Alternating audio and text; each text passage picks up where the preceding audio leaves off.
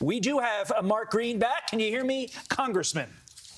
Yeah, I got you loud and clear. You guys hear me okay? We hear you beautifully. My question to you, sir, Great. was besides the impeachment of Mayorkas, what are the first steps you and your fellow Republicans are going to do in Congress to secure our southern border?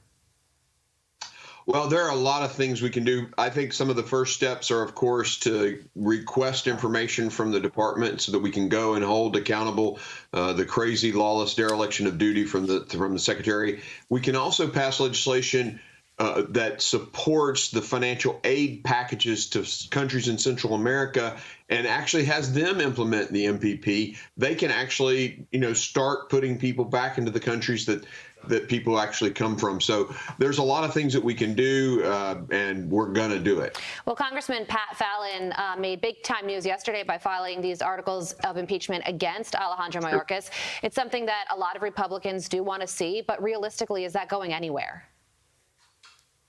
So what we've got to do is get to the bottom of what's happened. My committee is not the jurisdiction for impeachment. That's the Judiciary Committee. My job will be to go get the details. So we're sending letters over to the department. So we'll subpoena emails, all that kind of stuff, and do the due diligence. And then we're going to have Secretary Mayorkas come in, and we're going to look at the laws that haven't been enforced. We're going to inform the American people about the dollars that have been wasted with NGO contracts and things like that. So a lot of things we're going to be digging into. And then if it looks like he needs to be impeached, we'll hand that off to the Judiciary Committee. Well, we should have started off with a big congratulations to you on your upcoming role as chairman of the Homeland Security Committee. And you really have your work cut out for you, especially when it does come to the border. 96 people on the terror watch list were caught trying to cross into the country, which begs the question, through those porous areas where there is no border fencing, how many people that want to do the American people harm to get through? So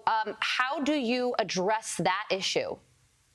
So there's a number of different ways, right? So we need new technology. We need to support our CBP folks. They are having a difficult time retaining personnel and also hiring new personnel. And something as simple as a polygraph for a former veteran who has to go through this very arduous process to get hired. And, if we've got a veteran who had a successful military career, why don't we just put them in CBP? But it's simple things like that can and very quickly make a difference at the southern border. Interesting. But we got to take control back from the drug cartels. This president has basically given control to the drug cartels with the massive waves of people coming across at the crossing sites. They thin the line in the rural areas. Fentanyl pours in.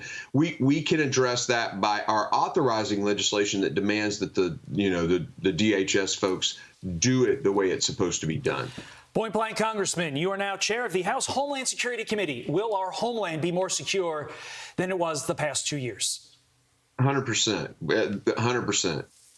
Congressman Yes. Mark Green, congratulations again on your appointment. Wish you the best of luck. You got a lot on your plate. I'm Steve Ducey. I'm Brian Kilmeade. And I'm Ainsley Earhart. And click here to subscribe to the Fox News YouTube page to catch our hottest interviews and most compelling analysis.